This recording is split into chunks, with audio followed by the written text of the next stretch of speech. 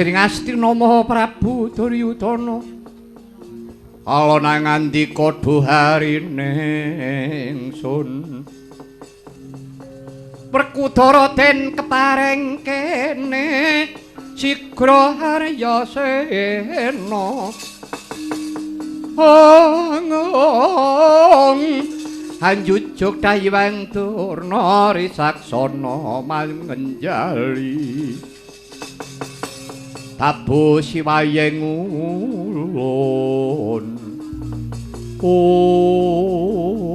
Kurupati boten dawuh paman arep nyandi sajak tumu pendirangan negari Ngastina klebetan mengsah tiyang pringgon dari badhe ampyak awur-awur ing atasipun kula tiyang jeneng badhe kendel kemawon ora susah tumandang kok bero-bero men bau kula menika Sentana Ngastina aku ngerti ning perkara iki ben dirampungi karo sing kawogan ben dirampungi Gandamana sak anake Prabu Pandhu kare ngopo menapa boten pekewet pekewet karo sapa ora susah melu tumandang sampeyan malah ajan-ajan ora apik lho mestine pancen kula warga Ngastina nadyan to sing jumeneng ratu niku Paman Prabu Pandhu ning kula mboten ngelingi Paman Prabu Pandhu mboten ngelingi Kanjeng Rama sing kula ilingi padha-padha trah Sang Wiyasa gambleh kaya pinter-pinter kok pinter kowe apa sajakmu agek ngono ke mejang wong gerang alah omonge ora kebeneran awakku sing wigati Kurupati Dursasana Kartamarma nyawang saka kaduan mengko kepiye dadine lalakon kowe manut karo reh perintahku ngaten yo kowe aja disiki laku lho yen nganti kowe disiki laku mbuh ora idep ngono ning apa-apa mboten to niki ajeng enten lelakon pripun to man kula niku mangkandhani supaya kula niku carane wong lelungan niki ajeng teng pundi ngoten niku genah kowe manut to aku lho le manut niku nggih manut nek mboten cetha re ajeng enut pripun mung rubuh-rubuh gedang ngoten ubyang-ubyung kaya tawon wah sampeyan niku dadi pepundhen dinut kaya-kaya senengane mboten karu-karuan cangkemmu ora meneh alim lho kandhane karo wong gerang senengane kok maoni kowe menengo aku ngalor meru ngalor nek aku ngidul meru ngidul tak perintah apa wae kowe mangkat to nek sing perintah dudu suman aja mangkat paribasang iki pati uripmu muktimu ki ning tanganku goblok nggih pun derek wis Dursasana manut wae nggih kula istakaken ayo tutno aku jantraku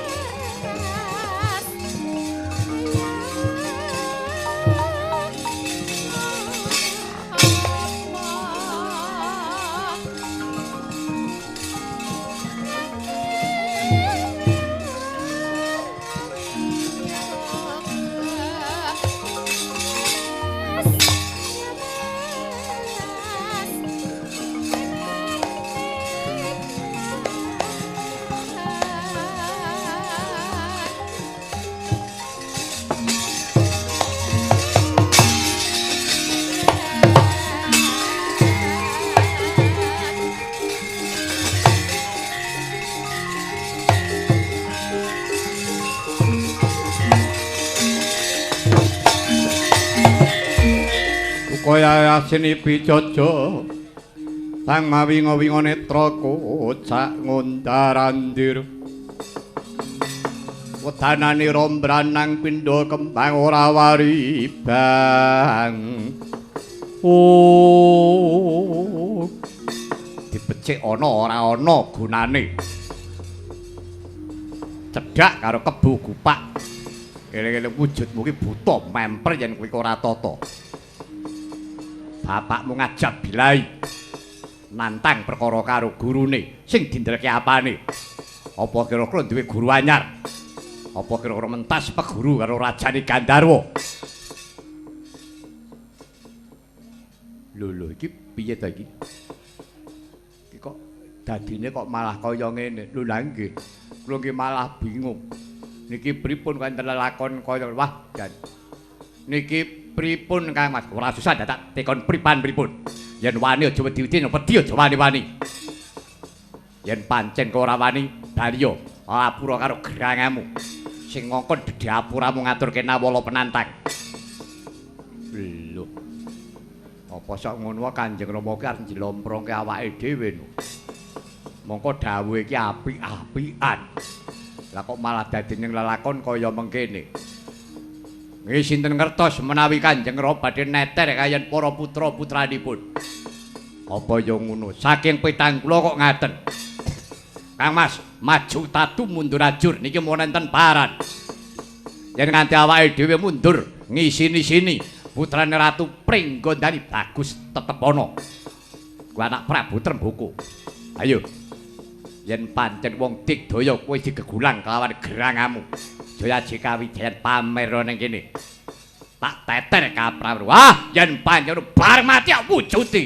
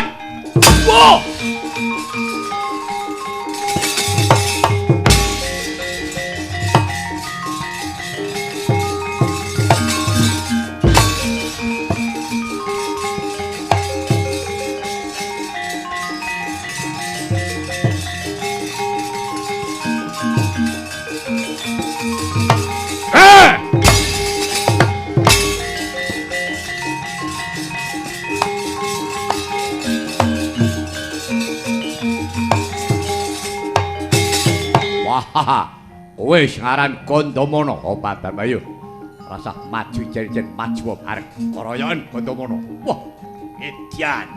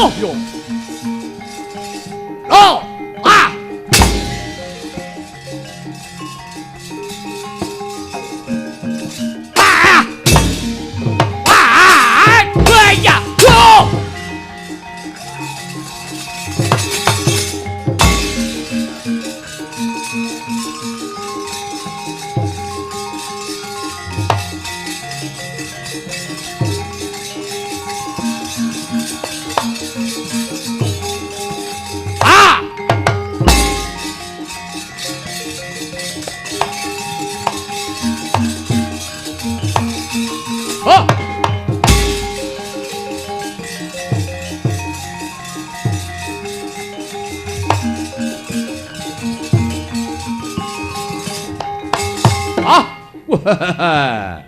Parat. Ayo. Brajalamatan tandingmu. Putra Ngastina Raden Permadi ayo. Ayo wah. Klemar-klemer. Ngidak pendeng ora telek. Balik. Wah.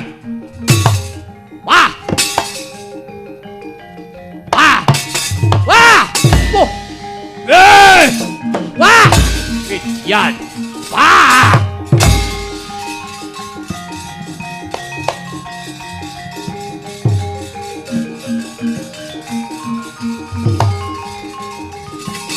Oh.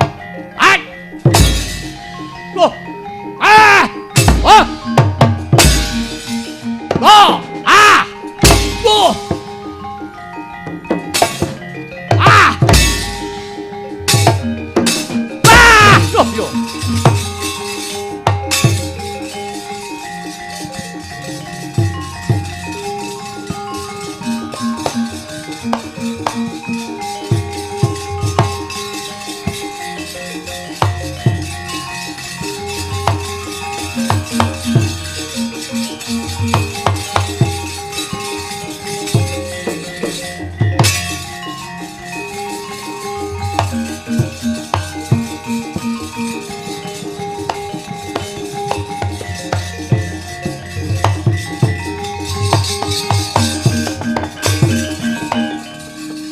Kakto kroro kagiri-giri keng nyolir prabota abang kawlagar manguwuh ing mungsuh. Oh, toblas. Jebulane wong Astina duweni kadigdayan kang linuwih. Yo. Waspadakno. Braja Musti. Iki tanding pundi? Wong dina maju mrenak srampat ilang nyawamu weh.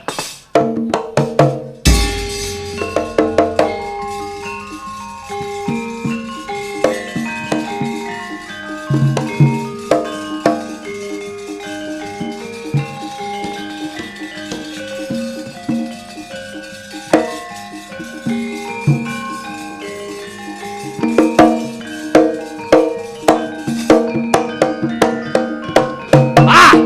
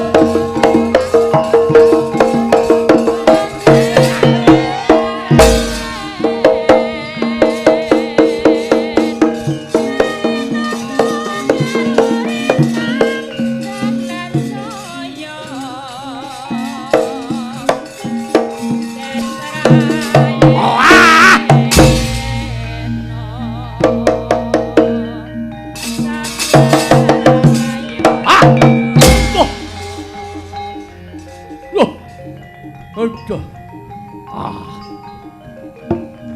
Wah! Hai! Wah! Hai! Woi! Ah! Wah! Loh! Ya! Hai! Wah! Hai! Wah, yo wah! Wah!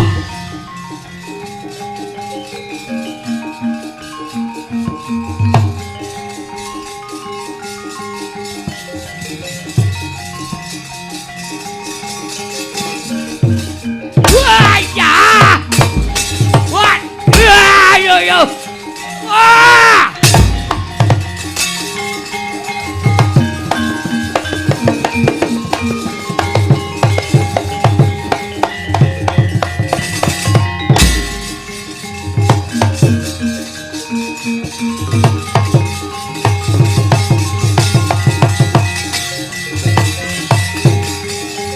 Wah, ya!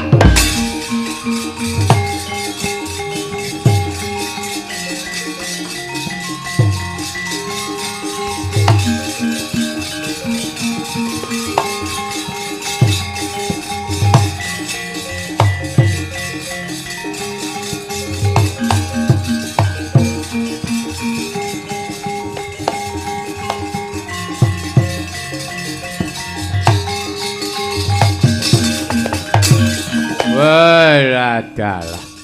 Wah, kriwikan dadi grujugan. Guyon dadi tangisan. Salah siji kadangku, maju mrene.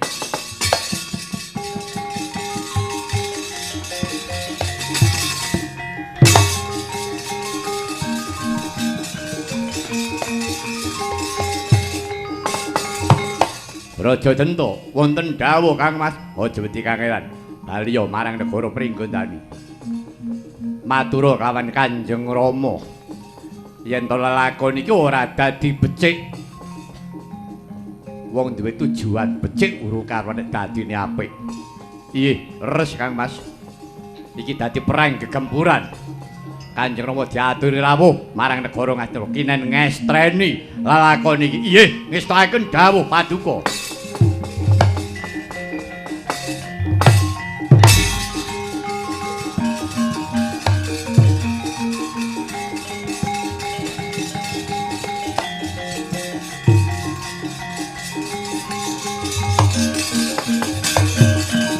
Yang Kanjeng langit kelap-kelap katon kagincang risang mawe gandrung sarang katrukir munyak mayik. Oh ya aku ngerti yen to pepating dina patih Gandamana pancen pengpengan. Kanjeng Rama wis nate paring dedongengan karo aku aja meneh kok ratune Prabu Pandura Digdaya. Patihe sing jeneng Gandamana kuwi kasektening dapi-dapi. Ayo Gandamana yen pancen wong Digdaya, yen kowe kesit playum hoyakna aku ha.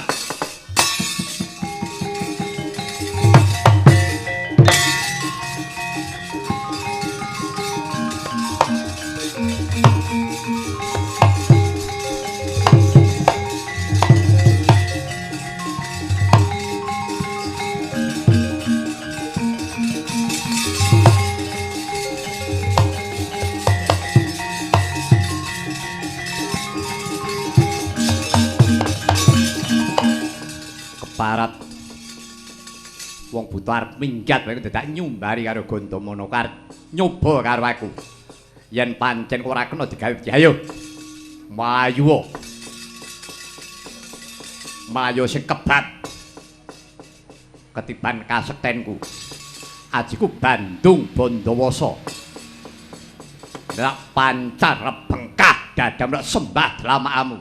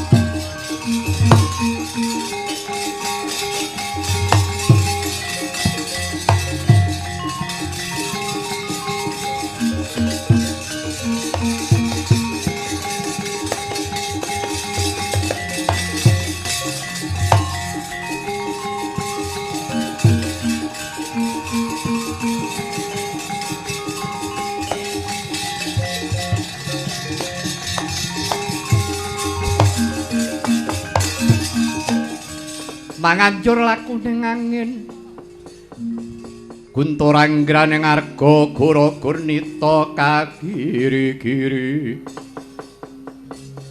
Ora bumi prakempa pragola mangandak-andak Oh kandhek lampahe yaksa pringgondani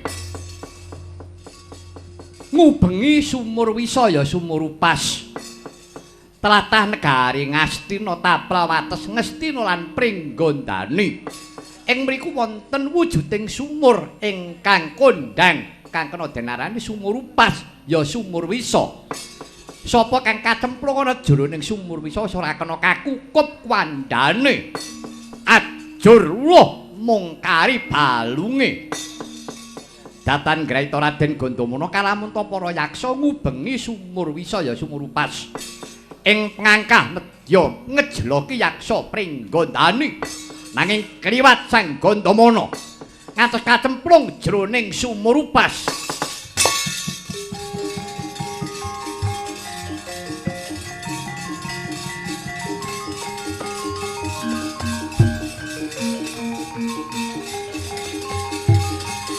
Ayo oyakan aku oyakan aku oyakan aku ayo oyakan aku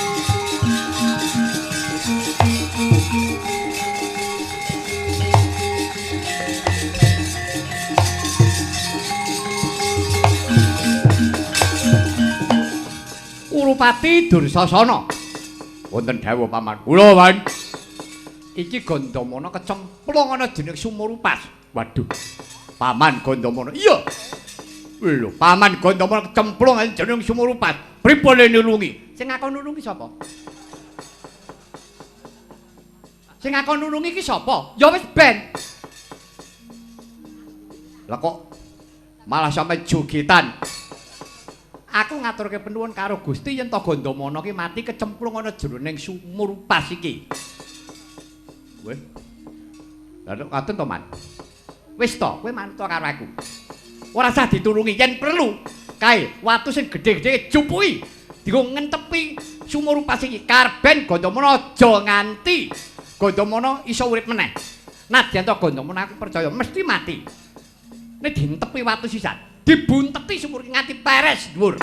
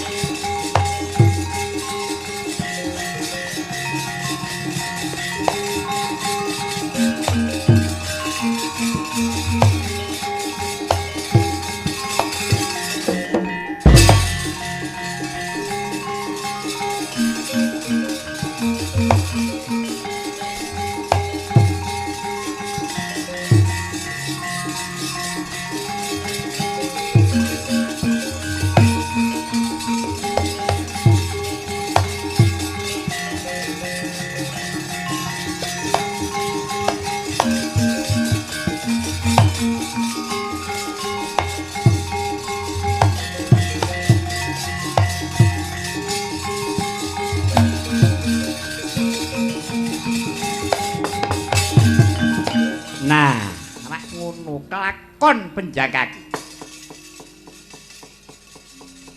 Mangke riyen kula menawa janipun rak dereng dungkat ingkang panjenengan kersakaken. Menika janipun kados pundi? Pancen aku iki duwe panjangka. Aku mung kepengin bakal nyingkirake si Gandamana. Yen Gandamana ki wis mikir gedhe nganti mati, aku sing dadi patih. Walah dalah. Ngaten to. Iya. Lah dalah. Sae maniku. Jan, sae. Apane? Nggih, ngoten niku. Sae sanget. Wah, mugi-mugi selamat cangkemmu. Mugi-mugi selamat. Mesti selamat e Gandamana ngopo mung mati. Iki Gandamana ora bakal arep iso urip meneh. Mekaten. Yo, iki mung kari matur ngersane sinuwun Prabu Pandu. Yen to Gandamana mati kecemplung jroning sumur upas. Wis kondang to, wong Astina wis mangerteni sumur upas iki. Sapa sing kecemplung sumur ora bakal bisa urip meneh. Mekaten. Yo, ayo matur ngersane Kanjeng Sinuwun.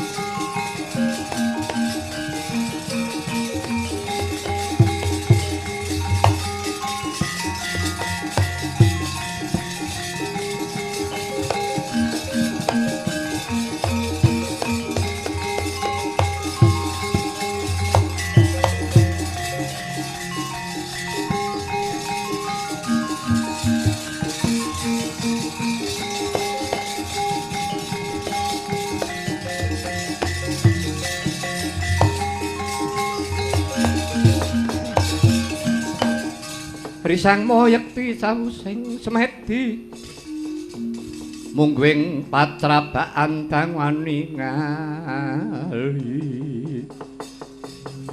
wijiling sasangka saking graning arga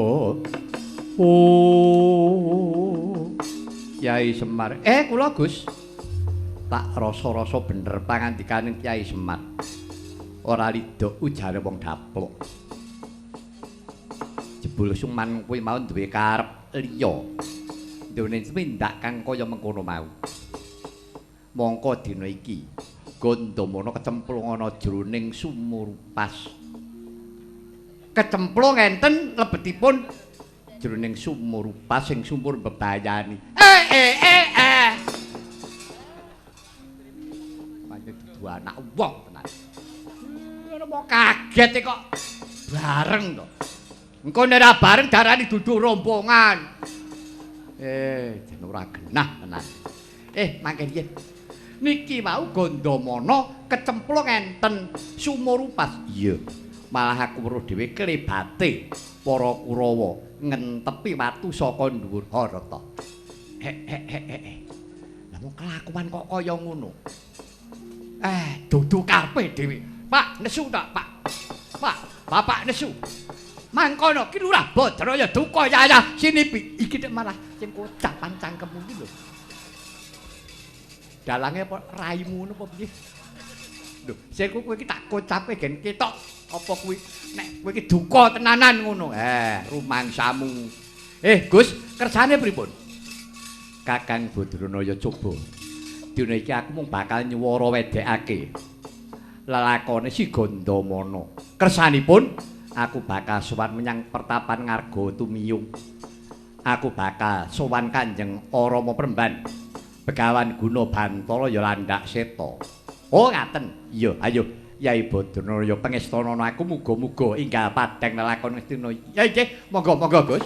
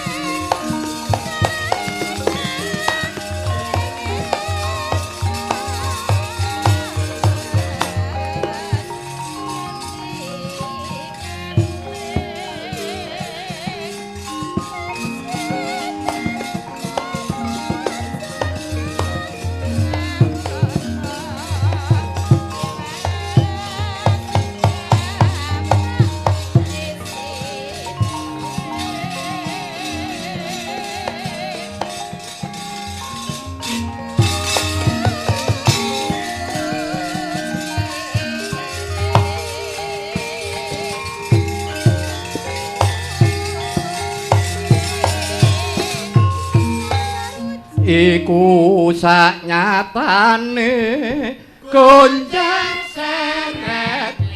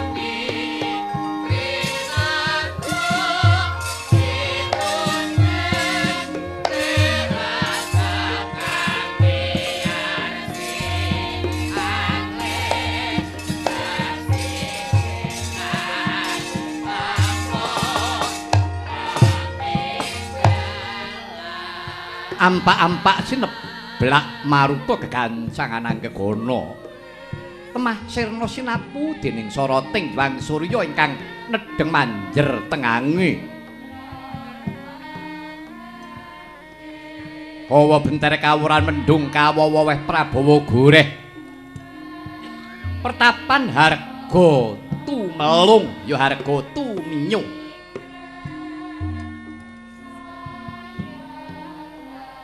wonten harga alit tegese gunung cilik ingkang pinapar pucuke Winaraden minangka sasana pacrabaan.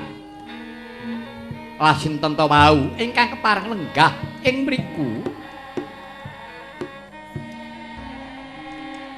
Salah satunggiling brahmana ingkang peparap Sang Begawan Guna Bantala. Ya Sang Begawan landhak seta.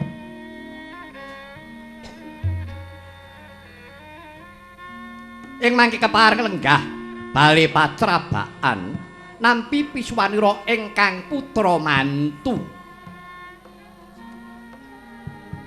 kadang udanira Narendra ing Astina satriya panggombakan ingkang kekasih Raden Yama Widura. Bagus warnane wingit pasmone. Kadherekaken sagumer para Panakawan ki Lurah Badranaya Nawa Gareng Petruk Sumawana ki Lurah Bagong. Tebih ngawe traksan saya rinaketake lenggahira Sang Bagus.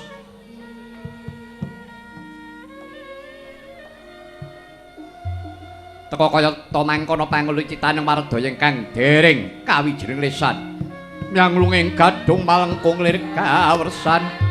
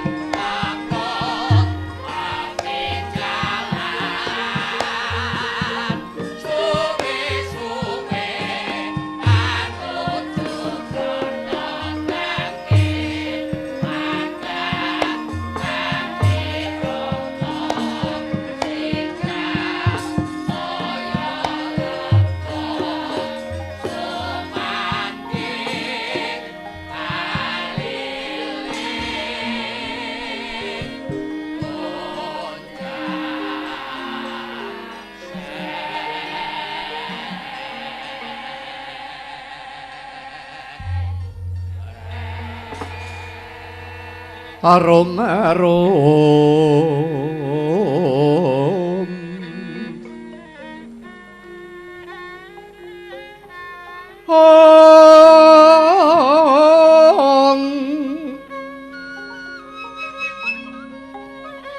lumrang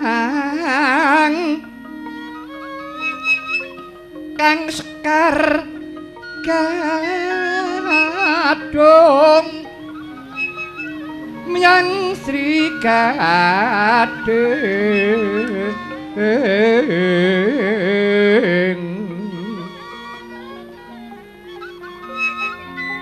rarengganing Taman Sari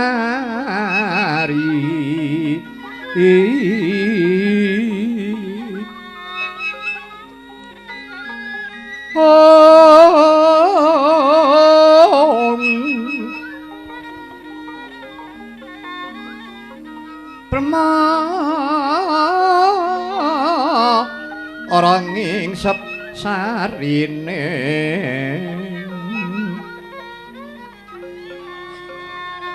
brengeng pindha pujining Pramana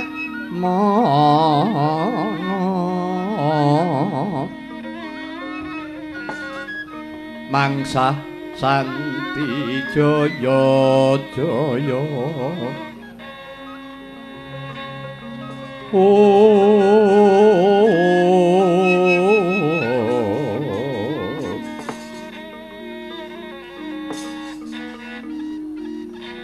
Om wilahing mangarta mana sidam sekaring bawana langgeng layak to layak jagone padha tarung prenjak ngganter ora leren-leren jebul ana dayoh ingkang tumeka Tawas padake Kang Prapta iki kaya putraku si Widura, Ger.